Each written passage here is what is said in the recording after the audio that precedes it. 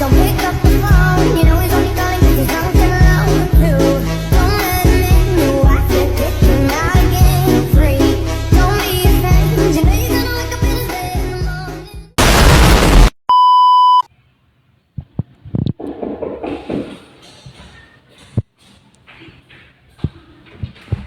Rizka, silakan masuk.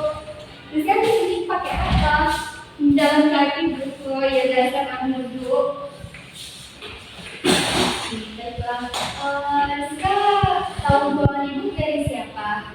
Dari teman bu, soalnya teman juga pernah konsultasi dengan ibu golongan dari teman. Ibu di sini pengen tanya, tujuan Rizka ke sini apa ya? Pengen cerita-cerita atau sharing-sharing? Boleh.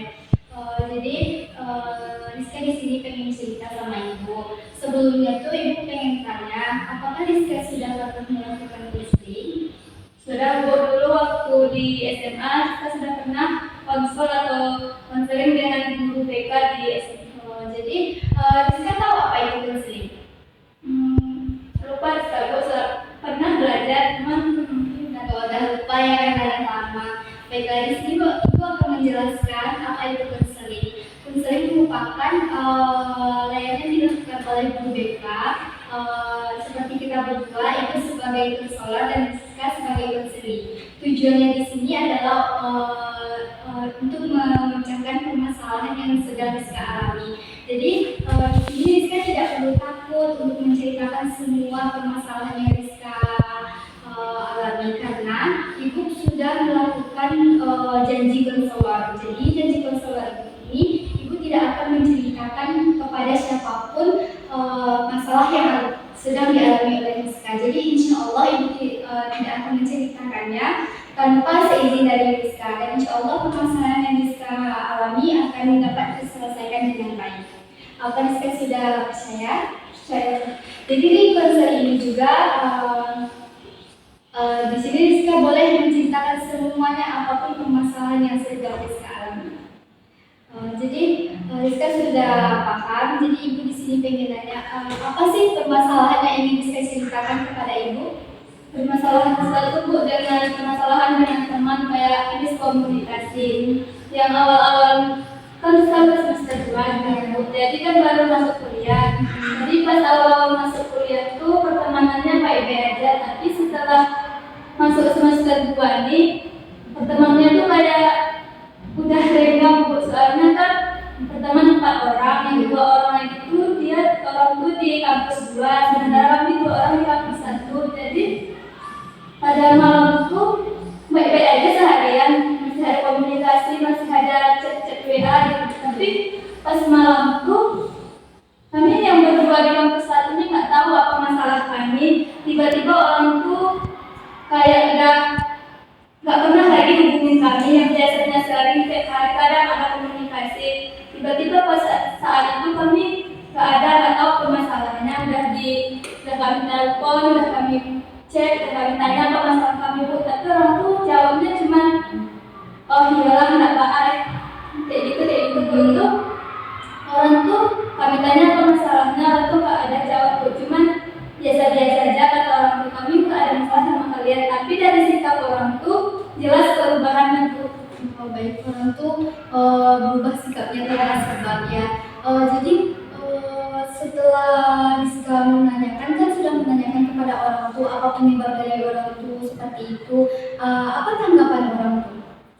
Orang tuh nggak ada kok, cuman biasanya kan kalau hari libur orang tuh kadang kesinilah ada kami ke kos, orang tuh nggak mau, banyak aja alasannya. Biasanya pasti mau tuh ditanya katanya nggak ada, udah lupain aja kan masalah itu, nggak ada itu. Jadi apa perasaan Rizka setelah kejadian itu? Ya yang biasanya akrab kan tuh, yang biasanya sering komunikasi tiap hari, tiba-tiba kayak gitu pasti kayak merasa canggung atau sedih gitu. Tapi orang tuh mungkin nggak tahu gimana perasaan orang tuh kalau kayak gitu. Ibu mengerti apa yang Rizka rasakan. Jadi sampai sekarang tidak ada lagi komunikasinya ya. Jadi kan Rizka berempat tuh, jadi yang berdua tuh sudah renggang. Apa tanggapan dari teman Rizka yang satu lagi yang sama dengan Rizka? Iya. Sama Bu, kami kan sama-sama berusaha menghubungi orang tua, nanya orang tua, tapi tetap nggak ada tanggapan dari orang tua itu. Bahkan kawan Rizka yang satu ini yang biasanya dekat kali dengan orang tua, tiba-tiba sekarang acuh tak acuh aja gitu. Pas misalnya pas-pasan bertemu nih, bagaimana sikap orang tua kepada Rizka? Kalau bertemu mungkin karena udah nggak ada komunikasi dari waktu, jadi kami pun mau bertemu orang tua jadi canggung, jadi malas ya, nggak direspon baik. Sebenarnya kita benci sama dia Bu, udah sakit hati gitu Bu, tapi di sisi lain pun kita pengen kali baikan Bu. Baik, di sini Rizka mengatakan kalau Rizka tuh benci kali sama dia, tapi di sisi lain Rizka mengatakan kalau misalnya Rizka tuh pengen baikan sama dia. Bagaimana itu?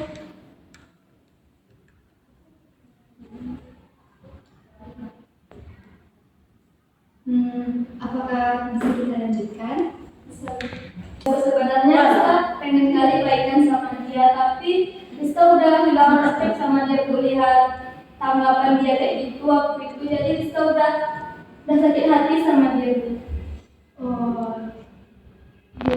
Coba kayak Rizka tuh berpikir positif, kayak Rizka kan pengen baikan sama dia.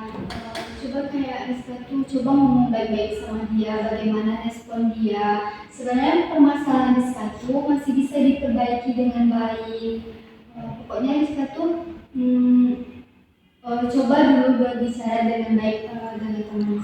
Kan ibu juga pernah merasakan apa yang Rizka rasakan.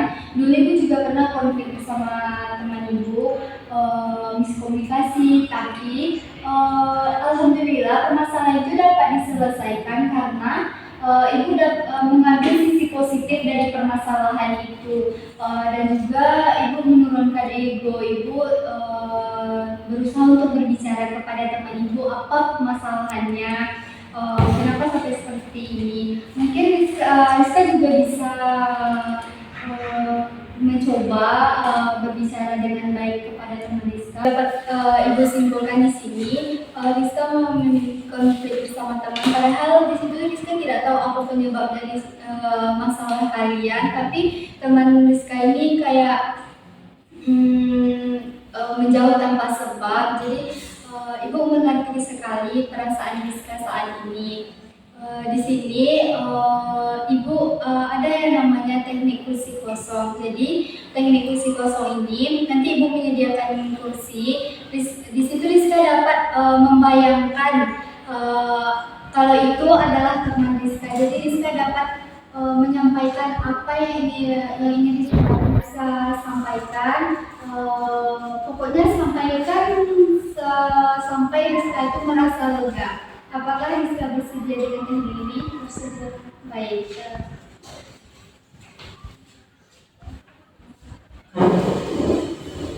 Teknik kursi kosong ini, di sini Rizka membayangkan kalau ini teman Rizka duduk serileks mungkin. Boleh dengan tutup mata atau buka mata. Sampaikan apa yang ingin Rizka sampaikan kepada teman Rizka. Kenapa hati kayak gini? Padahal kamu kan kita tuh sudah berteman dari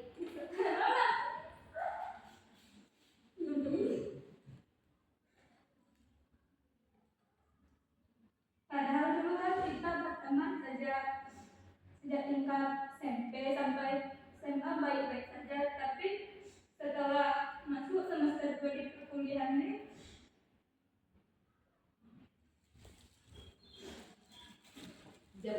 sikap kalian ke kami itu sudah berubah gitu. Kami tidak tahu apa masalah kami sudah berusaha menanyakan sebaik mungkin sama kalian, tapi kalian cuek aja gitu.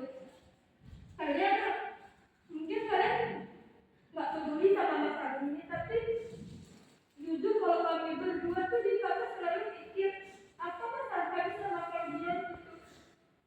Kalian tuh udah berusaha menghubungi kalian, tapi kalian tuh jawabnya cuek aja gitu, kayak masalah ini sama kalian tuh nggak penting gitu. Padahal menurut